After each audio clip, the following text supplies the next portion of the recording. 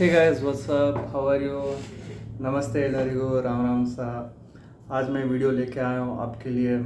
Mainly it's for 10th 12th और जिनके भी एग्ज़ाम्स आ रहे हैं तो उनके लिए, मेनली 10th और 12th के लिए स्पेसिफिक वीडियो बनाने जा रहा हूँ, क्योंकि मेरे कज़िन्स, मेरे भाई के भी एग्ज़ाम्स ऑलमोस्ट नियर आ चुके हैं, बोर्ड एग्ज़ाम्स। सो मैंने सोचा अगर मैं उनको टिप्स दे सकता हूँ तो आपको क्यों नहीं दे सकता। एंड आई गेस मुझसे बेहतर टिप्स कौन ही दे सकता है, क्योंकि भाई मैं एक टाइम पे, मेरे स्कूल के टाइम में एक टॉपर भी था। टॉप 10 में मैं पढ़ाई भी करता था। 80%, 85 इसके आसपास मेरे परसेंटेज आते थे। फिर मैंने हाई फेज भी अचीव किया है, लो फेज भी मैंने अचीव किया मेरे लाइफ में, कि कम मार्क्स आए थे वो भी मैंने एक्सेप्ट किया कि हाँ ठीक है आते हैं। तो मेरा ऐसा हाई लो चलता रहा। तो मैंने इस दो फील्ड में बहुत अच्छे से सीखा है कि एग्ज़ाम क्लियर करना ना एक सिंपल सा ट्रिक होता है, ठीक है। मैं 10th से लेके अब तक अभी डिग्री कॉलेज में हूँ। अभी मैंने बहुत कुछ सीख लिया है कि एग्ज़ाम्स कैसे क्लियर करते हैं। सो एग्ज़ाम क्लियर करना उतना डिफ़िकल्ट नहीं है। आपको लगता होगा एग्ज़ाम का प्रेशर एक अलग लोड होता है, वो आपको लेने की फर्स्ट ऑफ ऑल ज़रूरत भी नहीं है, ठीक है। You should not take any stress about any exam. I know exams are important, but हाँ मार्क्स आना चाहिए बस, उतना ही, बाकी ज़्यादा लोड नहीं लेने का।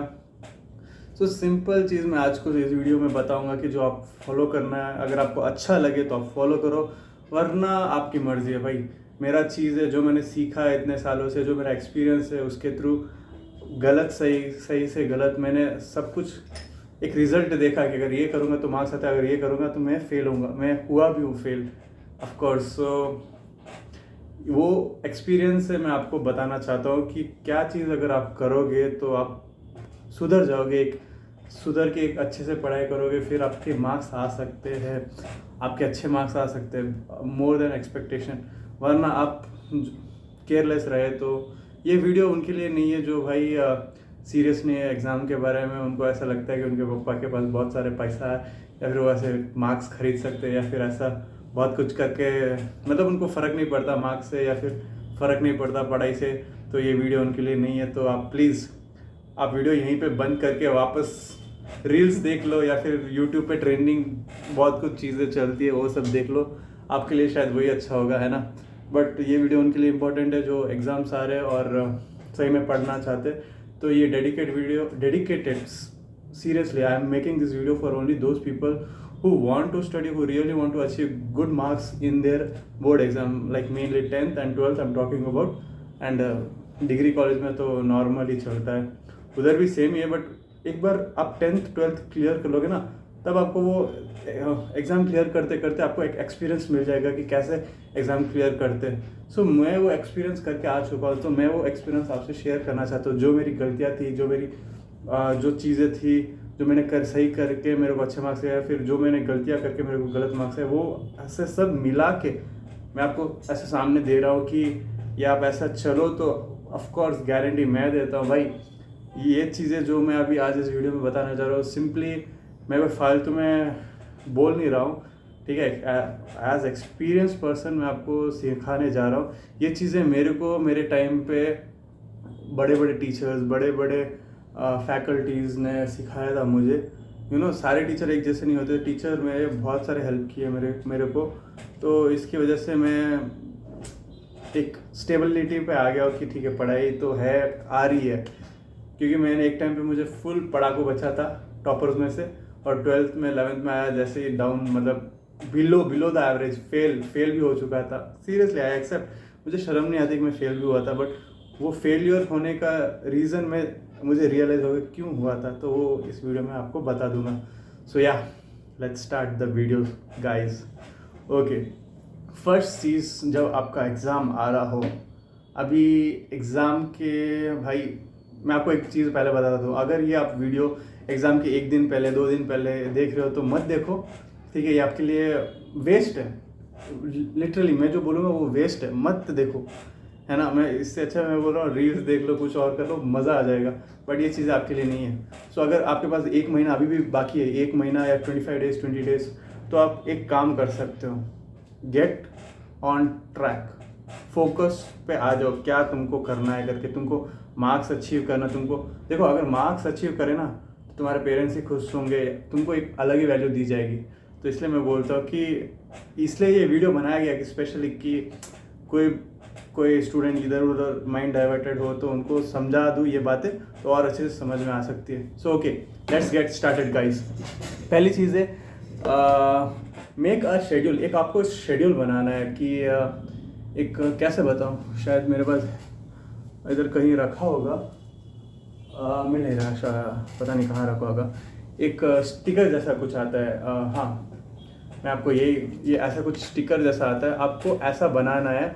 और जितने भी आपके आज से लेके आने वाले 1 महीने तक जितने भी डेज है बॉक्स बना के लिखने, 1-2, इसमें सिर्फ 5 मिनट आपका जाएगा दिन का। बट ये चीज़ मैं आपको हर दिन दिखाते रहेगी, तू एग्ज़ाम के क्लोज कितना जा रहा है, तो आपको उस डर से और फोकस होने लगेगा दिमाग। ये मेंटली चैलेंजेस है, ये सिंपल करने का नहीं है, बहुत बड़े बड़े लोग यूज़ करते हैं, ठीक है। स्टेप 1 तो मैं बोलूँगा 1 महीना है आपके पास या 2 महीना है, कितने भी दिन है, उससे पहले ये ऐसा कुछ बना दो, ठीक है। ये बना के आपको दिन लिखने, आज से लेके ऐसा मंथ वाइज भी लिख सकते हो या फिर 1 to 100 तक ऐसे भी लिख सकते हो या 60 भी लिख सकते हो, वो मुझे लेना देना नहीं है। बट आप डेज लिखोगे तो आपको समझ में और ज़्यादा जल्दी आ सकता है। और सोचो आज का डे ख़त्म हो गया, आज आपने कुछ पढ़ा नहीं पढ़ा वो आपके ऊपर है, स्क्रैच कर दो उस डे पे, जैसे मैंने इधर स्क्रैच करा है। तो ये स्क्रैच करके ऐसे आपको रखना है ताकि पता चले, ठीक है। और एक और चीज़, अगर आपका एग्ज़ाम मान लो March 3 से है तो आपको फरवरी में एंड कर देना। March 1 और 2 नहीं पढ़ने जाना कुछ, March 1 और 2 उस सब्जेक्ट के लिए होगा जिस सब्जेक्ट का एग्ज़ाम आपको आने वाला है। तो 2 दिन पहले आपको गैप देना ज़रूरी है, तो उससे पहले आपको ये सब सिलेबस कंप्लीट करना है, ओके या। सेकेंड, फिर आप आ जाओ तो मेनली भाई आप 1 महीना बचा है तो स्ट्रेस लेने की ज़रूरत नहीं है, सिंपल चीज़ है। आप प्रीवियस ईयर के पेपर उठाओ और पढ़ लो। प्रीवियस ईयर 5 to 6 बहुत ज़्यादा है, 5 to 6 ईयर प्रॉपरली पढ़ लिया ना, मैं आपको गारंटी देता हूँ 70% से ऊपर आपके आराम से आ जाएंगे, क्योंकि मेजॉरिटली सेम क्वेश्चंस रिपीटेड होते हैं, उनका एक फॉर्मेट सेम क्वेश्चन पेपर का सेम होता है हर साल, बस क्वेश्चन को थोड़ा ट्विस्ट किया जाता है या फिर जो क्वेश्चन का जो मेन वर्ड होता है तो अदर वर्ड उसमें यूज़ किया जाता है ताकि थोड़े कन्फ्यूजन हो करके। और सिंपल है, बस इतना ही सिंपल है। आपको एक मेन चीज़ क्या करना है, प्रीवियस ईयर के पेपर उठाने, अगर वो नहीं है तो NCERT इज़ द बेस्ट। मैं आपको बोल रहा हूँ, आपको 1 महीने 2 महीने पहले ना किसी चीज़ को उठाने की ज़रूरत नहीं है, अपने सर पे डालने की ज़रूरत नहीं है। आपको सिर्फ NCERT बुक्स या फिर प्रीवियस ईयर, मेनली मैं तो बोलूँगा प्रीवियस ईयर मिल जाए ना तो वो सबसे ज़्यादा अच्छा है। प्रीवियस ईयर पेपर्स लो, उसमें ऐसे एनालाइज करो कि कौन कौन से मेन क्वेश्चन है, कौन कौन से रिपीटेड क्वेश्चंस है, ऐसे हाईलाइटेड से मार्क करो ताकि आपको और ज़्यादा इजी हो जाए। तो आप स्टार्ट करो, आप है ना, अगर आपके पास जैसे कि मान लो 24 डेज बचे आज से, तो आपके पास 6 सब्जेक्ट होते हैं, 2 तो लैंग्वेजेस होती है, 4 मेन सब्जेक्ट होते हैं, तो ऐसे 4 into 24 तो 6 डेज पर सब्जेक्ट दे सकते हो आप। 6 डेज में आपको क्या करना है, आपको एक ही सब्जेक्ट का सही से पढ़ना है। हाँ, 6 4 24 ऑफ कोर्स, हाँ, तो ऐसे पढ़ना है आपको ताकि आप 6 डेज में कुछ नहीं करना। 6 डेज में आपको, मैं तो बोलता हूँ पहले वही सब्जेक्ट उठाओ जो सबसे ज़्यादा डिफ़िकल्ट लगता हो आपको, क्योंकि जो डिफ़िकल्ट चीज़ लास्ट के लिए छोड़ोगे ना, फर्स्ट मतलब पछताओगे सही में। जो डिफ़िकल्ट सब्जेक्ट आपने पहले अगर उठा लिया, पढ़ लिया, तो आप थोड़ा स्ट्रेस कम हो जाएगा पढ़ते पढ़ते। हाँ आई नो, हालांकि फर्स्ट आप पहला वही प्रेफर करोगे जो डिफ़िकल्ट सब्जेक्ट होगा, तो आपको ऐसे लगेगा डिफ़िकल्ट है, बट हाँ करना तो पड़ेगा, यही करना है अगर आपको एक चीज़ को हासिल करना है, ठीक है। ऐसे करके आप पढ़ना शुरू कर सकते हैं। आप प्रीवियस ईयर मिले तो सही में 1 मंथ पहले तो आप प्रीवियस ईयर पेपर ही पढ़ो, मैं तो बोलता हूँ प्रीवियस ईयर पेपर ही बोलो। मैं उनको बोल रहा हूँ जो ज़्यादा प्रिपेयर्ड नहीं है। अगर तुम टॉपर हो तो भाई तुम्हारे लिए और भी बहुत सारी चीज़ें, तुम NCERT में जा सकते हो, घुस सकते हो, बट पूरा चैप्टर कवर करने का ट्राई मत करो, ठीक है। ऐसे कवर करने गए तो आपका 1 महीना ना एक सब्जेक्ट में ही निकल सकता है, ठीक है। सो हाँ, ये सब चीज़ आपको बहुत ज़्यादा ध्यान देनी पड़ेगी एग्ज़ाम से पहले। केयरलेस हुए तो नुकसान तो मेरा कुछ है भी नहीं, नुकसान तो आपका ही है, ठीक है। और हाँ, जैसे मैंने बोला, कोई नया टॉपिक या चैप्टर स्टार्ट करने की ज़रूरत नहीं, सिर्फ NCERT main questions, important questions तो टीचर दे होंगे ना, तो वो ट्राई करो पढ़ने का। सेकेंड है कि प्रीवियस ईयर मिले तो वो ट्राई करो। और स्टार्ट करो भाई पढ़ाई जितना जल्दी। आज कल के लिए कुछ नहीं छोड़ा, आज से ही शुरू कर दो भाई। मैं मोटिवेशन देना नहीं चाहता, मोटिवेशन सिर्फ एक 10 मिनट 1 घंटे के लिए आपको अच्छा लगेगा, फिर आपका कोई बकचोदी वाला दोस्त आएगा आपको कुछ बोलेगा, आप उसकी बातों में आ जाओगे। इससे अच्छा कंसिस्टेंसी एक बना लो कि मैं रोज़ ऐसे पढ़ूंगा इतने टाइम से इतने टाइम तक। मैं ये नहीं बोल रहा आप वो मत करो ये मत करो, जो आपको करना करना, बट पढ़ाई के वक्त आपको पढ़ाई ही करना है, ठीक है। Then try to make notes. मैं तो बोलता हूँ अगर आप नोट्स बनाओगे ना, मतलब आप पढ़ रहे हो, ठीक है, प्रीवियस ईयर क्वेश्चन पेपर ही पढ़ रहे हो, आपको जो क्वेश्चन समझ में आ रहा है, आपको लग रहा है ये इंपॉर्टेंट हो, तो एक बुक ले लो 100 पेजेस की, उसमें सब्जेक्ट का नाम लिख के वो क्वेश्चन ऐसे नोट्स में क्वेश्चन 1 टॉपिक के चैप्टर वाइज ऐसे इंपॉर्टेंट क्वेश्चन लिखते जाओ। खुद से लिखोगे ना तो और ज़्यादा जल्दी आपको नॉलेज ब्रेन में एंटर करेगा। सो आपको लिखने का प्रैक्टिस तो ज़रूर करना चाहिए। मैं ये नहीं बोल रहा आप पूरा आंसर लिखो, एक कीवर्ड लिख सकते हो या फिर एक शॉर्ट नोट लिख सकते हो या फिर कुछ तो ऐसा जो आपको बाद में अगर रिवाइज करो तो ज़्यादा इजी हो सके। आपको नोट्स तो बनाने ही पड़ेंगे इंपॉर्टेंट क्वेश्चंस के। लिखना बहुत ज़रूरी है। आप चाहे आपके पास कितना भी महंगा फ़ोन हो भाई, बुक्स टेक्स्ट बुक कितने भी हो, बट आप जब तक लिख के कुछ पढ़ोगे नहीं ना तब तक और ज़्यादा समझ में नहीं आएगा। हाँ, मैं ये बोल रहा हूँ कि सारी चीज़ें लिख के पढ़ने की ज़रूरत नहीं है। कुछ चीज़ें हैं जो इजीली समझ में, जो आपको लग रहा है कंफ्यूजन है, ये एग्जाम में इंपॉर्टेंट है, एक बार लिख दो बस, है ना, वो उस बुक में लिख दो ताकि वो बुक लास्ट में काम आ सके। आप वही बुक से आप रिवीजन आराम से कर सकते हो, है ना। और दूसरा सबसे चीज़ है भाई, एक अभी से नहीं, बहुत हज़ारों साल पहले से आता है, एक चीज़ बहुत ज़रूरी होती है इंसान के अंदर, एक स्टूडेंट के अंदर। स्टूडेंट का नहीं बोल रहा, एजुकेशन में नहीं बोल रहा, बिजनेस कहीं पे भी जाओ, जॉब्स, पॉलिटिक्स, आपको एक ही चीज़ की ज़रूरत पड़ती है। In every field you have to face failures, but आपको एक स्ट्रॉन्ग माइंडसेट वही होता है, एक पॉजिटिव माइंडसेट। अगर आपका पॉजिटिव माइंडसेट है नहीं है तो भी आपको रखना पड़ेगा भाई, क्योंकि अभी और कोई ऑप्शन नहीं है। आप पॉजिटिव माइंडसेट रखो, फिर आप क्या करो कि जो भी देखो आपको बुरा लगे बट मुझे फ़र्क नहीं पड़ता। जो भी आपके ऐसे दोस्त है जो कम पढ़ते हैं या फिर पढ़ना नहीं चाहते, है ना, वो आपको फ़ोन करके बोलते अरे भाई क्या पढ़ रहा है, तू भी मत पढ़, चल घूमने जाते या फिर गेम खेलते, भाई उनको इग्नोर करो 1-2 महीना तक, क्योंकि भाई ये लोग ही ना सबसे ज़्यादा डिस्टर्बिंग लोग होते। ये ना खुद पानी में डूबते, साथ में आपको भी लेके डूबेंगे। तो भाई ये फिर आपको ये से बोलेंगे कि 1 sheet of paper can not decide your paper. हाँ भाई, वो एक अलग चीज़ है, ठीक है, वो किसी और चीज़ के लिए बोली गई, बट तुम अपने 10th और 12th के एग्ज़ाम के लिए मत जोड़ो भाई।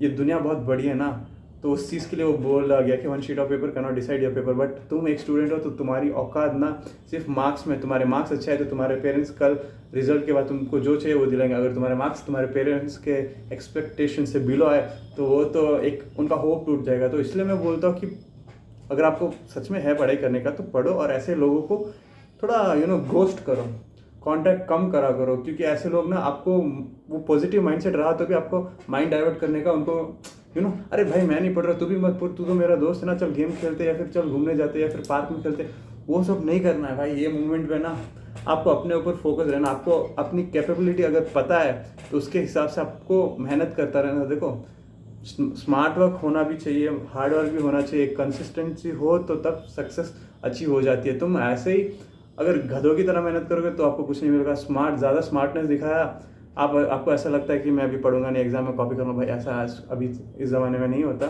मुझे पता नहीं दूसरे सिटीज़ में तो होता होगा, बट बैंगलोर में तो ऐसा नहीं होता, है ना। तो आपको ये चीज़ ध्यान में रखना बहुत ज़रूरी है, पॉजिटिव माइंडसेट। और जो नेगेटिव फ्रेंड्स हो, नेगेटिव माइंडसेट वाले जो आपको डिस्टर्ब कर सकते हैं, उनको घोस्ट करो। ये करने के बाद आपको simple delete all your social media apps, जैसे कि इंस्टाग्राम हो गया या फिर जो भी रील्स या फिर कुछ भी ऐसा। भाई आजकल रील्स ना ऐसे आते हैं कि आप देखते जाते हो 1 घंटा निकल जाता है, आपको पता नहीं चलता। तो मैं तो फोर्स नहीं करूँगा, ये तो सबसे बेस्ट ट्रिक है। सबसे बेस्ट ये है कि delete all your social media apps and only focus on important things to study. जो आपके पास रिसोर्स है, जो आपके एनसीईआरटी टेक्स्ट बुक में से आपको चैप्टर्स नहीं पढ़ना है, इंपॉर्टेंट क्वेश्चन या फिर प्रीवियस ईयर के क्वेश्चन, वो आप फोकस करना, पढ़ना सीख लो भाई, सीख ले भाई। अभी मौका है तेरे पास, क्योंकि ये 10th और 12th का लाइफ में एग्ज़ाम एग्ज़ाम ना लाइफ में कभी वापस नहीं आता। मैं आपको लिख के दे रहा हूँ, आप बाद में 2-3 साल या फिर 3-4 बार रिग्रेट कर सकते हो उसके बाद कि अरे यार मैं ये पढ़ता तो और ज़्यादा मार्क्स आते, वो पढ़ता तो वो चांस अपने आप को दो ही मत। इसलिए आप पहले ही प्रिपेयर्ड रहो कि मुझे बाद में जाके रिग्रेट नहीं करना, तो मैं पहले जो भी कर सकता हूँ करके दिखा दूंगा। That's it. और सबसे इम्पोर्टेंट मैं बोलूँगा, पढ़ाई ठीक है आप कंटिन्यूसली पढ़ लो तो आप है ना स्ट्रेस मत लो। पढ़ाई के वक्त आप, मुझे पता है स्ट्रेस बहुत ज़्यादा होता है, तो आपको वो लेने की बिल्कुल ज़रूरत नहीं है। आई नो बहुत सारी चीज़ें जो समझ में नहीं आती, जो समझ में आती है वो कभी भूल जाते हैं, बट चिल, तुम पढ़ते रहो। जो समझ में नहीं आ रहा वो यूट्यूब से देख के ट्राई करो ना समझने का, और जो समझ के भूल रहे हो वो लिख के ट्राई करो। सिंपल चीज़ है। अगर तुमको जो पढ़ा है वो भूल रहे हो तो वो लिखना शुरू कर दो 1-2 बार, तो परमानेंटली आपके दिमाग में फिट बैठ जाएगा 1 महीने के लिए। दूसरा चीज़ है, कोई चीज़ अगर कॉम्प्लेक्स है समझ में नहीं आ रही, यूट्यूब का हेल्प लो भाई। ये यूट्यूब बहुत बढ़िया चीज़ है। मैंने यूट्यूब पे लोगों को यूपीएससी देख देख के क्रैक करना देख लिया, मतलब सीख वो यूट्यूब एक बिहार से एक लड़का है, उसने तो यूट्यूब देख के बॉम्ब भी बना लिया। तो भाई यूट्यूब में देख के तुम क्या आज एग्ज़ाम्स में मार्क्स क्रैक नहीं कर पाओगे। सो या सिंपल चीज़ है ये सब चीज़ें। आपको मेन यही सब करते रहना है, आपको कंसिस्टेंसी मेंटेन करते रहना है। आपको प्रो एक टिप दूँ, लाइक कॉन्टैक्ट योर स्टूडियस, मतलब जो सबसे ज़्यादा पढ़ने वाला या टॉपर दोस्त हो आपके कॉन्टैक्ट में। मैं ये नहीं बोल रहा जिनको आप नहीं जानते या फिर क्लास में ज़्यादा बात नहीं, उनसे करने की ज़रूरत नहीं। आपके जान पहचान में जो सबसे ज़्यादा पढ़ने वाला है ना, उसको फ़ोन करके पूछो भाई। Conversation, you have to make conversation with the classmates कि तुमने कितना पढ़ा है। अगर वो बोले कुछ नहीं पढ़ा है तो ठीक है, हाँ छोड़ दो। सेकेंड, दूसरा, अगर वो बोले हाँ मैंने पढ़ा है तो पूछो उसको क्या पढ़ा है, कितना पढ़ा है, क्या इंपॉर्टेंट है, क्या आ सकता है, वो सब जानकारी हासिल करते रहो। वही तुम्हारा मेन रिसोर्स हो सकता है एग्ज़ाम के लिए, है ना। क्योंकि मैं तो तुम्हारे क्लासमेट नहीं हूँ, मुझे तो ज़्यादा कुछ पता नहीं होगा, बट तुम्हारे जो क्लास में है उसको ज़्यादा सिलेबस का पता होगा, नॉलेज, जिसको ज़्यादा पता है उसको कांटेक्ट करना सीख लो आपके सर्कल में। दूसरों को आप भाव देना मत सीखो यार, जो बात नहीं करता माँ चुदा, फ़र्क ना पड़ता। जो आपको, मैं तो हाँ, जो मैं वो इसलिए बोला कि जो आपका दोस्त है सर्कल में उसी को पूछना स्टार्ट कर दो, क्योंकि आपका दोस्त ही आपका हेल्प कर सकता है एट द एंड। जो बहुत सारे टॉपर्स मतलब ही होते हैं, तो उनको कांटेक्ट करने का तो हो सके तो कर लो, वरना आपकी मर्ज़ी। ये आपको हो गया। फिर डोंट, हाँ जैसे कि मैंने बोला तो कंपेयर कभी आपको है ना लास्ट मोमेंट पे कंपेयर नहीं करना चाहिए अपने आपको किसी और से, किसने इतना पढ़ लिया मैंने इतना नहीं पढ़ा। भाई अगर वैसा करने लग गए ना तो आप कभी आगे नहीं बढ़ पाओगे, या फिर मार्क्स जो आप फोकस से हट जाओगे। आप यही पूरा दिन ये सोचो अरे मैंने नहीं पढ़ा, तो दूसरे दिन भी ये सोचोगे क्यों पढ़ना। ये नेगेटिव थॉट्स ऐसे स्टार्ट होते हैं। तो कंपेयर करना अपने से बंद कर दो। आपको एक ब्लैंक हो जाना है, फिर स्टार्ट करना है कि दूसरों से मतलब नहीं, आप उन्हीं से बात करना जो पढ़ाई करते हैं, जो आपको मोटिवेट करते हैं। असली दोस्त आपके वही होते हैं जो आपको मोटिवेट करे। आप नहीं पढ़े तो आपको फोर्स करेंगे पढ़ने के लिए, और या फिर आपके दोस्त आपको खेलने के लिए या टाइम पास करने के लिए बोल रहे हैं कुछ भी ऐसे, तो वो आपके असली दोस्त नहीं है। वो तो ऐसा चाहते हैं कि खुद डूब रहा तो इसको भी डूबा के लेके जाऊँगा। तो समझ में आया, यही सब चीज़ें मैटर करती है एग्ज़ाम के वक्त। बहुत सारी चीज़ें जो डिस्टर्ब कर सकती है माइंड को, तो इसलिए मैं बोलता हूँ कंपेयर मत करो अपने आप को। एंड नेगेटिव चीज़ें तो लाओ भी न अपने आसपास, क्योंकि वो आपको ज़्यादा अफेक्ट कर सकती है। मेनली दिमाग ज़्यादा काम करता है लिखने पढ़ाई करने में, ठीक है। ये दिमाग बहुत अच्छा, सबका सेम ही दिया जाता है, बस आपको यूज़ करना आना चाहिए। इसलिए positive mindset is the best. And compare नहीं करो भाई, कंपेयर मत करो कोई किसी से। भाई आज भी मैं किसी और से मैं खुद को कंपेयर नहीं करता हूँ। कंपेयर, जिस दिन से आप कंपेयर करने लग जाओगे ना, उस दिन से आप नेगेटिव थॉट्स से ज़्यादा भरोगे, क्योंकि हर एक इंसान में अलग अलग खूबियाँ होती है, ठीक है। वो तो आपको पता ही होगा। Second, you can easily study for, भाई कोई भी इंसान ना, अगर मैं भी कर चुका हूँ, लोग करते भी है और आप भी कर सकते हो, 6 से 8 घंटा आराम से पढ़ सकते हो। आपको 6 से 8 घंटा ऐसे पढ़ना है कि कंटिन्यूसली नहीं पढ़ना है। आप, मैं भी समझता हूँ एक इंसान का ब्रेन ना कोई कंप्यूटर मशीन थोड़ी ना है जो आप कंटिन्यूसली पढ़ सकते हो। एक इंसान की मैक्सिमम कैपेसिटी जो फोकस करने के लिए होती है वो 30 मिनट्स टू 40 मिनट्स के लिए होती है, ठीक है। ऑन एन एवरेज बोल रहा हूँ, ठीक है।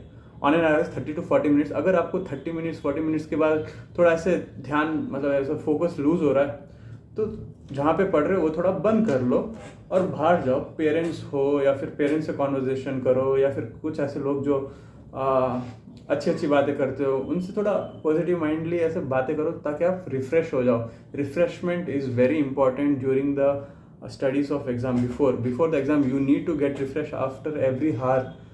अगर आप रिफ्रेश नहीं हुए तो आपको एक कचरे के डब्बे में कुछ भी भरते जाओ तो वो एकदम फूट जाएगा लास्ट में. या फिर फ्रिज में मैं डीमार्ट से अगर बहुत सारी चीज़ें लाऊं और फ्रिज में भरता जाऊँ तो एक दिन भर के वो डीमार्ट फूट जाएगा. ऐसा नहीं करना है.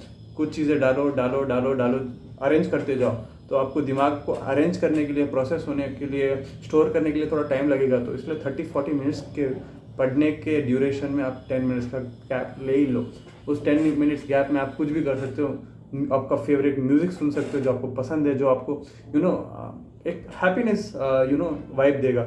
वो करना बहुत ज़रूरी है. Stick to one of the previous year paper. ये तो बहुत ज़रूरी है भाई.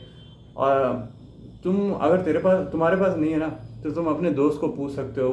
भाई दोस्त यही काम के भाई. जो चीज़ तुम्हारे पास नहीं है वो तुम्हारे दोस्त के पास होगी तो वो तुम्हारी होगी. सिंपल है. वो आपको पूछना पड़ेगा बेशर्मों की तरह.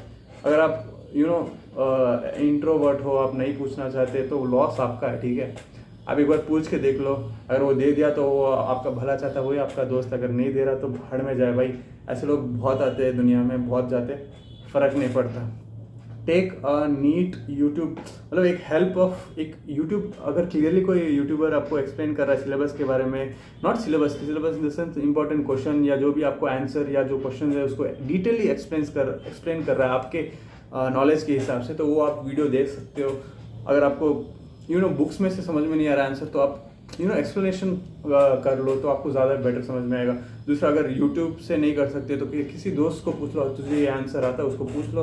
अगर उसको आता है तो अगर आपका दोस्त आपके वे में अगर आपको एक्सप्लेन करेगा तो आपको ज़्यादा बेटर समझ में आ जाएगा.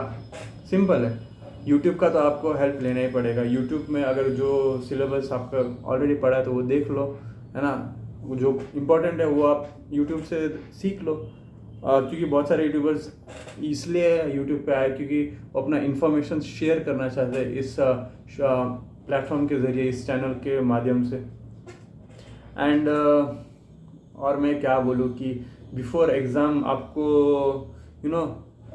जस्ट लाइक अगर आपका एग्ज़ाम अभी 2 दिन में स्टार्ट होने वाला है, 1 दिन में स्टार्ट होने वाला है, उससे 1-2 दिन पहले आपको प्रीवियस ईयर पढ़ लिया आपने, फिर आपने NCERT पढ़ ली, आपको वापस वो टच करने नहीं जाना है.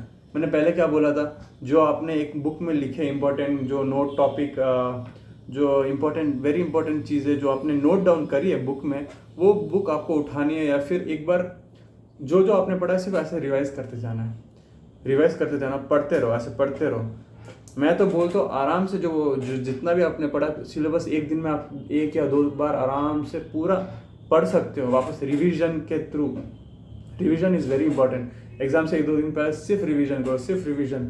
क्योंकि आपको रिवीजन करते वक्त ना ऐसे माइंड में ऐसे वो चीज़ फिट हो जाएगा कि ये चीज़ इंपॉर्टेंट है इसलिए ये वापस पढ़ रहा है. तो मैं आपको सजेस्ट नहीं करूँगा कि 1-2 दिन एग्ज़ाम से पहले आप क्या सोचो कि मैं अभी नया टॉपिक शुरू कर देता हूँ, मैं नया चैप्टर शुरू कर देता हूँ. वो सब करने की ज़रूरत नहीं. आप it's a waste of time. It doesn't matter. आप कैसे कर रहे हो पता है, आप कुआं खोदने की कोशिश कर रहे हो बारिश ख़त्म होने के बाद. सो मत करो ऐसा. मैं आपको बोल रहा हूँ कि मत करो. आप जो आपने पढ़ा वो रिवाइज करते रहो. सिंपल चीज़ है. ठीक है, ये सिंपल चीज़ है. अगर आप सीख लोगे तो ना आपको और इजी हो जाएगा. एंड आपको क्या करना है पता है, आप हर एक चीज़ अभी कर देते हो. एक इमोशनल सपोर्ट भी होना चाहिए. अगर आपकी गर्लफ्रेंड नहीं है, अगर आपके ऐसे कोई सुख दुख के साथी नहीं है दोस्त, तो आप भगवान को प्रे कर सकते हो. या फिर आप अगर क्रिश्चियन हो तो क्रिश्चियन के भगवान को प्रे कर सकते हो. अगर आप मुस्लिम हो तो अल्लाह को प्रे कर सकते हो. ऐसे जो आप स्पिरिचुअली जिससे ज़्यादा कनेक्टेड हो आप उसको प्रे करते रहो, आप उनको प्रे करते रहो, ताकि आपको एक माइंडसेट में है ना फिट बैठे कि कोई मैं अकेला नहीं हूँ, मेरे साथ कोई और भी है जो मेरे को सपोर्ट करेंगे. ऐसे बिलीव रखो. स्ट्रांग बिलीव रखना आपको बहुत ज़रूरी है. ठीक है, अगर आप बिलीव नहीं रखोगे तो आप दुनिया में कुछ हासिल नहीं कर सकोगे. उम्मीद पे तो दुनिया कायम है भाई लोग. तो उम्मीद से तो सब कुछ चल सकता है. आपको प्रे करना है. और एग्ज़ाम अगर शुरू हो रहा है, आपने सब कुछ कर लिया है, मम्मी पापा का ब्लेसिंग लेके जाओ. डैड एंड मॉम का ब्लेसिंग वेरी इंपॉर्टेंट. वो अगर ब्लेसिंग देंगे तो तुमको और अच्छा लगेगा. Oh they are also with me. जो आपको अगर ऐसा लगेगा ना बहुत सारे लोग मेरे साथ थे, मेरा अच्छा चाहते, मेरे अच्छे मार्क्स आएंगे, तो आप भी उसी चीज़ में जाओगे। तो ब्लेसिंग इंपॉर्टेंट है, प्रेयर इंपॉर्टेंट है, ये सब करके आप एग्ज़ाम लिखने जाओगे तो और बेहतर एग्ज़ाम लिख सकते हो, मैं गारंटी के साथ बोल सकता हूँ। और अभी सब कुछ हो गया, आपने रिवीजन भी कर लिया, पढ़ भी लिया, तो नाइस जॉब। मैं बोलना चाहता हूँ आपने बहुत अच्छा काम किया। बट अभी एग्ज़ाम की बारी आती है। एग्ज़ाम से पहले आप एग्ज़ाम सेंटर में अगर जहाँ पे आप बैठे हो, आपको एक ही चीज़ नोटिस करनी है। आपको कुछ नहीं करना, एक मेडिटेशन करनी है या फिर आंखें बंद करनी है। आप इधर उधर देखोगे, लोगों से बात करोगे ज़्यादा या फिर इंटरेक्शन करोगे, तो लोग बहुत सारे वेराइटी ऑफ शिट पीपल होते हैं जो आपको डाइवर्ट भी कर सकते हैं। लास्ट मोमेंट में आपको कुछ नहीं करना, आपको बस हैप्पी मूड में रहना है। कोई पूछे पढ़ा नहीं पढ़ा, हाँ पढ़ा, मैंने सब कुछ पढ़ा, इतना ही रहना है, ठीक है। क्योंकि आपको नहीं पढ़ा ना, नेगेटिव कभी नहीं बोलना चाहिए। नेगेटिव जितना बोलते जाओगे उतना होता जाता है। हाँ मैंने पढ़ लिया, अगर एक आधा घंटा पहले एग्ज़ाम से पहले आपको रिवीजन करना थोड़ा बंद करना चाहिए, ठीक है अभी बहुत हो गया करके, आपको थोड़ा फ्रेश अप होने की ज़रूरत है। और 15 मिनट पहले एग्ज़ाम से पहले जब आप बैठे हो, खाली बैठे हो, मतलब क्वेश्चन पेपर देने से पहले आपको मेडिटेशन करना बहुत ज़रूरी है। मेडिटेशन मैं इसलिए नहीं बोल रहा हूँ कि भाई बहुत लोग बोलते करके, मैं एक्सपीरियंस हूँ। आपको मेडिटेशन बोले तो कुछ नहीं, खाली आँख बंद करके बैठ जाना है, एक रिकॉल करने का ट्राई करना, मतलब जो आपने पढ़ा है ऐसे दिमाग में रिकॉल करें, अच्छा ये इंपॉर्टेंट है, ये इंपॉर्टेंट है, ठीक है इतना।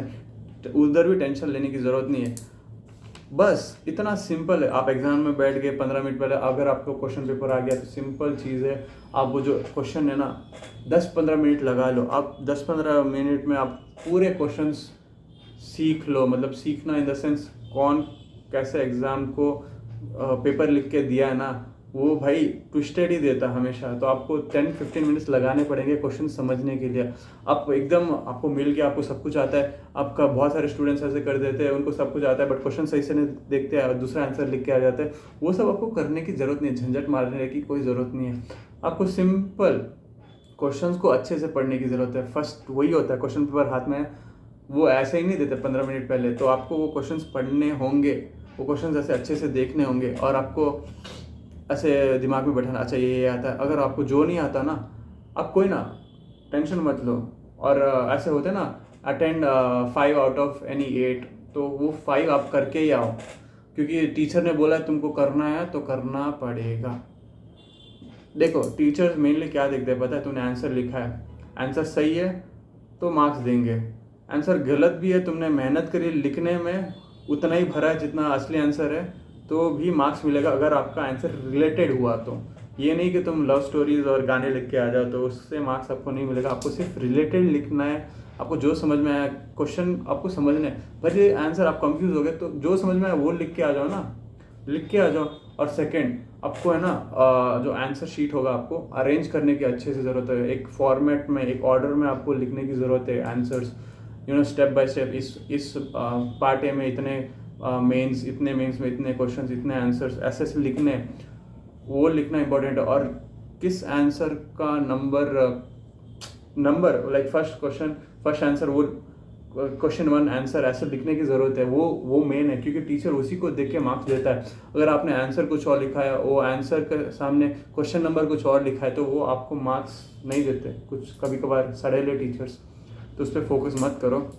जो मैं बोल रहा हूँ, एक पेपर को अच्छे से तैयार करो, एक फॉर्मेट में लिखो, अच्छे से लिखो, नीटली लिखो, अंडरलाइन करते रहो after every main and answer, क्योंकि इस पेपर को सजाना भी उतना ही इम्पोर्टेंट है भाई। टीचर को इम्प्रेस करना है लिख के, कि मुझे देखो लिखना आता है, मैंने लिखा है, भले ही थोड़ा कंफ्यूज हो गया बट मैंने लिखा है। तो वो टीचर्स वो भी आपका इंटेलिजेंस देखती है, वो उसको कहते हैं IQ।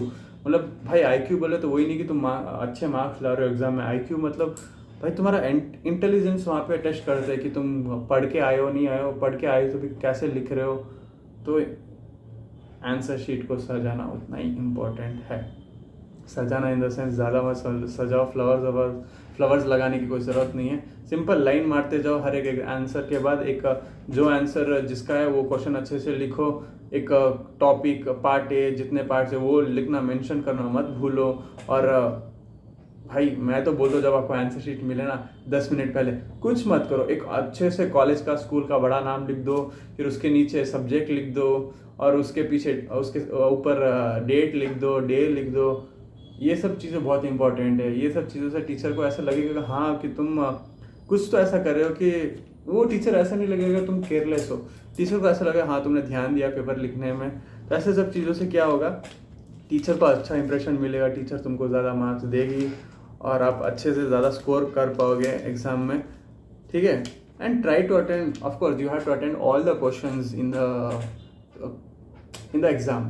Teacher ne, if teacher have given the questions, you have to attend like 5 out of 8, you have to attend all. If you don't know, also leave the space and write the other one. In the last you can fill the same answer, whatever you want in the sense related one, you have to fill in the last. That will fetch you more marks. So that you have to, that discipline you have to put in your mindset. If you don't know the answer, leave the space how much it is required to write the answer. In the last you can fill that gap, okay, because at the end you will get that much of time to write those extra questions which you have not attended before. Second, second बोले तो मैं हर एक point को second ही बोलता जा रहा हूँ, ठीक है। थर्ड फोर्थ पॉइंट ऐसा है कि और क्या, बस इतना ही है कि most difficult part of question ना, जो सबसे क्वेश्चन पेपर में जो सबसे डिफ़िकल्ट पार्ट होता है ना, वही सबसे ज़्यादा आपको आंसर देने वाला है। तो आप प्रीवियस ईयर के जब पढ़ रहे हो ना, तो जो आपको बड़े बड़े क्वेश्चन वही आपको ज़्यादा पहले पढ़ना शुरू करना है। पहले इजी से मत जाओ, पहले डिफ़िकल्ट से जाओगे ना तो ज़्यादा आपको मोटिवेशन, आपको एक एनर्जी महसूस होगी, हाँ आप कर सकते हो, फोड़ सकते हो, तोड़ सकते हो, कुछ भी करके दिखा सकते हो। तो आपको सबसे difficult part of the question पहले अटेंड करना है। वो करने के बाद ज़्यादा टाइम लो भाई। जो अगर एक क्वेश्चन को अगर कोई 5 मार्क्स दे रहा है, 10 मार्क्स दे रहा है, टीचर दे रही है, तो वो पहले अटेंड करो, पूरा भर दो। सिंपल चीज़ है, कोई 5 मार्क्स दे रही है तो दो पेजेस आपको फिल करने की ज़रूरत है, पीछे और आगे। और अगर 10 मार्क्स का है तो 4-5 पेज ऐसे ही भर दो भाई। मार्क्स ना ऐसे पेपर के हिसाब से देते हैं, तो आप पेपर भरना सीख लो पहले। पेपर ऐसे भरना है कि वो क्वेश्चन के रिलेटेड हो, ये तुम्हारी आशिकी नहीं चलेगी इधर एग्ज़ाम में। स्टडी वेराइटी, आपको ना एक और चीज़ मैं पहले बताना भूल गया, आप जब पढ़ रहे हो तो एक चीज़ पे बहुत फोकस करने की ज़रूरत है। आपको वैरायटी ऑफ क्वेश्चन पढ़ने की बहुत ज़रूरत है। जब तक आप वैरायटी ऑफ क्वेश्चन पढ़ोगे नहीं, तब तक आपको ना एक चैलेंजेस वो नहीं होगा कि हाँ मैंने ये कर दिया, वो कर दिया, इतने टाइप्स के कर दिए। Like mainly graph type of answers होते हैं जिसमें ग्राफ बनाना होता है, फिर डायग्राम टाइप ऑफ आंसर होता है जिसमें डायग्राम के साथ आंसर लिखा जाता है, फिर होता है डिफरेंस बिटवीन। ये पक्का ही आते हैं भाई, आप किधर भी जाओ ऐसे क्वेश्चंस पक्का ही आते हैं। तो ऐसे क्वेश्चंस को आपको पढ़ना बहुत ज़रूरी है, ठीक है। ऐसे आप पढ़ोगे तो एग्ज़ाम में आराम से लिख सकते हो। ऐसे टाइप्स ऑफ क्वेश्चंस आपको पहले ही पढ़ के जाना है, लास्ट के लिए नहीं छोड़ना है। Take your own time to understand the क्या बोलते हैं क्वेश्चंस। ऑफकोर्स तुम्हें टाइम लेना पड़ेगा क्वेश्चंस को समझने के लिए, अगर नहीं लिया तो लॉस आपका है। सेंड देखो, मैंने जो भी है आज इस वीडियो में बता दिया है, आपको बस अभी मेहनत करने की ज़रूरत है। अगर आप मेहनत नहीं करोगे, मेहनत इन द सेंस कुत्तों वाली मेहनत नहीं बोल रहा हूँ मैं, कंसिस्टेंसी बोल रहा हूँ। आपको आज से कंसिस्टेंसी मेंटेन करने की ज़रूरत है। आप ऐसे रोज़ जितना 4 घंटे भी पढ़ पाओ तो पढ़ो भाई, बस काफ़ी है। तुम्हारी कैपेसिटी अगर 4 घंटे की, 2 घंटे की, थोड़ा एक्सटेंड करने के 4-5 घंटे बहुत काफ़ी है। एक महीने पे, अगर 1 महीने से आप रोज़ पढ़ रहे हो ना, आप आराम से 70 to 80% क्रैक कर सकते हो। कितना भी डिफ़िकल्ट एग्ज़ाम हो, तुम्हारा बोर्ड एग्ज़ाम उतना डिफ़िकल्ट नहीं है। लाइफ में लोग बड़े बड़े एग्ज़ाम्स भी क्रैक कर चुके हैं। तो ये तो बहुत सारी छोटी चीज़ें जो आप आराम से 1 महीने में पढ़ के क्लियर कर सकते हो। ऐसे आपको सजाना बोले तो मैंने बोला था ना, एक पेपर सजाना पड़ेगा आपको, आंसर शीट सजाना पड़ेगा। आप ऐसा बॉर्डर भी लगा सकते हो। आप ऐसे बॉर्डर लगाओगे तो टीचर को और ज़्यादा लगेगा। जब आप बॉर्डर लगाओगे ना तो स्पेस थोड़ा कम हो जाएगा, स्पेस कम होगा तो आंसर लेंथ बढ़ेगा। समझ में आ रहा है? ये करना सीख लो एग्ज़ाम में, तो आप ज़्यादा अच्छे से कॉन्फिडेंटली लिख पाओगे। क्योंकि कभी कभार आपको भी पता है कि अगर 2 मार्क्स का आंसर है तो उसको 10 to 15 लाइन्स लिखनी पड़ती है। बट 15 लाइन्स जितना भी आपको नॉलेज है वो लिख दिया, बट वो 15 to 20 लाइन्स कवर अप नहीं हो रही है। तो थोड़ा स्पेस देख के लिखो, थोड़ा नीट हैंडराइटिंग में, और ऐसे बॉर्डर बनाओ। बॉर्डर बनाने से आंसर का लेंथ बढ़ जाएगा। बस इतना ही चीज़ है कि मैं आपको और क्या ही समझा सकता हूँ। मेरे से बेहतर तो शायद और भी यूट्यूबर्स होंगे, बट मैंने उन सब से सीख के, उन सब से भी मैं पहले भी उनसे भी पढ़ चुका हूँ। बहुत सारे बड़े बड़े यूट्यूबर्स से और बड़े बड़े इंस्टीट्यूशन से, बड़े बड़े ट्यूशन से मैंने ये सब सीखा है। एंड मेन थिंग अगर आपको लग रहा है ये आंसर पक्का आएगा और बहुत बड़ा डिफिकल्ट है, आप है ना एक रफ नोट लो, उस पर एक बार लिख लो, देख के लिखो, दूसरी बार थोड़ा देखो, थोड़ा मत देखो, ऐसे लिखते रहो। थर्ड टाइम अपने आप थोड़ा लिखना सीख लो, फोर्थ टाइम तो आपको पक्का वो आंसर फिट बैठ जाएगा दिमाग में। आप ये सब चीज़ें उस आंसर के लिए करनी है जो पक्का आएंगे, लाइक डिराइवेशंस हो गई, ऐसी चीज़ें अगर समझ में नहीं आ रही है एक बार यूट्यूब में देख लो, तो फिर भी समझ में नहीं आ रही है, लिखना स्टार्ट करो भाई। कुछ चीज़ें है ना, अगर आपको समझ में नहीं आ रही है, डोंट वरी, लिखना स्टार्ट करो। जब लिखना स्टार्ट करोगे अपने आप आपको सेंस आपको हैंड आपका लिख रहा है तो आपको थोड़ा लगेगा हाँ मैं कुछ कर रहा हूँ, आपको समझ में आ जाएगा, वो आपके दिमाग में बैठ जाएगा। बस यही चीज़ आपको ध्यान देने की ज़रूरत है। बाकी बहुत सारी चीज़ मैंने इस वीडियो में कवर अप कर ली है। मैं नेक्स्ट वीडियो में बताने का ट्राई करूँगा कि मेरे अप्स एंड डाउन्स कैसे थे मेरे स्कूल और कॉलेजेस में, मैंने कैसे कैसे एक्सपीरियंस गेन किए हैं मेरे पास्ट में। अगर इस वीडियो का अच्छा व्यूज़ आ जाता है या फिर आप कमेंट करते हो कि यू नो आपको चाहिए मेरा एक्सपीरियंस, मतलब मैं कैसे एक्सपीरियंस कर सकूँ, आपको वो देखना है, मैं बताने के लिए रेडी हूँ। नेक्स्ट वीडियो में मैं बता दूंगा। ऑलरेडी ये वीडियो बहुत बड़ा हो चुका है। That's it. I want to finish this video here only. If anything is left, you can just comment down. I will share you in the comment box. Any important point, any doubt, आपको कुछ भी doubt हो ना, ನಿಮ್ಗೆ ಏನಾದರೂ doubt ಇದ್ದರೆ ನೀವು comment ಸೆಕ್ಷನಲ್ಲಿ ಕಾಮೆಂಟ್ ಮಾಡಿ ಕೇಳ್ಬೋದು, ನಾನು ಅಲ್ಲಿ ಉತ್ತರ ಕೊಡ್ತೀನಿ ನಿಮಗೆ. ಭಯ ಪಡಬೇಡ್ರಿ, exam is very simple. Be positive, study, consistency important, focus on NCERT, 10 previous year paper 6, 5 enough, 5 years paper माड़ी साकु, बेरेनू बेड़ा। ये सब आप कर दोगे तो आप आपका कॉन्फिडेंस पढ़ने का इधर से इधर आ जाएगा आराम से, मैं गारंटी देता हूँ। एंड एक अच्छा सर्कल बनाने की ट्राई करो, क्योंकि जैसा आपका सर्कल रहेगा वैसा आपको अफेक्ट करने लगेगा। अगर आपका सर्कल सिर्फ गेम खेलने वाला है, ऑनलाइन गेम, वीडियो गेम, तो एग्ज़ाम के पहले दिन भी वो आपको गेम खेलने बोलेंगे। तो आप अगर आप सुधरना चाहते हो ना, तो आपको कुछ चीज़ें सैक्रिफाइस करनी पड़ेगी। अगर आपको मार्क्स चाहिए तो कुछ चीज़ें सैक्रिफाइस करो, अपने दोस्तों को थोड़ी देर के लिए गोश्त करो, सैक्रिफाइस करो, उन चीज़ों से कांटेक्ट करो जो पढ़ते हैं, लाइक उन लोगों से कांटेक्ट करो जो पढ़ते हैं, तो और ज़्यादा बेहतर आप पढ़ पाओगे, फोकस रहोगे। डिस्टर्ब नहीं करना अपने आप को, किसी चीज़ से डिस्ट्रैक्शन हो रही है, डिस्टर्ब मत हो, वो चीज़ को वहीं पे छोड़ दो, फिर स्ट्रेस लेने की ज़रूरत नहीं है। सिंपल इतना अगर आपको समझ में आ गया, मैं आपको गारंटी देता हूँ आपको 80% से ज़्यादा मार्क्स आने वाले हैं। क्योंकि एग्ज़ाम का मैं बहुत सारे एग्ज़ाम लिख चुका हूँ, मुझे हाईली एक्सपीरियंस है। एंड मेनली जो एग्ज़ाम का पैटर्न होता है क्वेश्चन का, उसमें जो 70% रिपीटेड होती है, 10 to 15% ट्रिकी क्वेश्चंस होती है, और बाकी 10 to 15% न्यू क्वेश्चंस होते हैं, वो सब टॉपर्स के लिए रहते हैं। अगर आपको और एक्स्ट्रा 10 to 15% मार्क्स चाहिए तो उसके लिए आपको NCERT में घुसना पड़ेगा। अगर आपको 70-80% चाहिए तो जितना मैंने बोला उसमें कर दो, प्रीवियस ईयर पढ़ दो, आप तोड़ दोगे। मतलब एक पेपर है ना, बोल देंगे भाई मैंने कर दिया करके। वो आप है ना, एक काम करो, अगर आपने एग्ज़ाम लिख दिया, ये चीज़ बहुत ध्यान में देना, मैं ध्यान से बोल रहा हूँ, आप ध्यान से सुन लेना। एग्ज़ाम लिखने के बाद चुपचाप घर आओ, उन लोगों से बात करो जो बात ही मत करो। मैं तो बोलता हूँ बात ही मत करो, चुपचाप घर आ जाओ। जितने भी आपके दोस्त हैं हाय हेलो करके वापस आ जाओ, शेयर करने मत जाओ। कुछ चीज़ें क्या पता सस्पेंस होती है, आपका रिजल्ट क्या पता आपके एक्सपेक्टेशन से वो भी आ सकता है, एक्सपेक्टेशन से लो भी आ सकता है। सो आपने जो मेहनत की आप करके आ जाओ, बस भगवान पे छोड़ दो। God is there, he will protect you, he will give you the marks whatever you want if you have hard work for it. Correct. आप ज़्यादा सोचो मत। एग्ज़ाम लिखने के तुरंत बाद आप थोड़ा चिल कर सकते हो 5-10 मिनट, फिर आ जाओ वापस।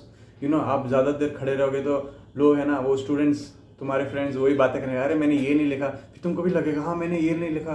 तो वो सब करने की ज़रूरत नहीं लास्ट मोमेंट पे, वो मैं पहले ही इस वीडियो में बता चुका, आपको इस सब चीज़ों की ध्यान रखने की ज़रूरत है। बस thank you, and I am ending this video here only. Thank you so much, please follow this, and of course you will score high marks. Thank you.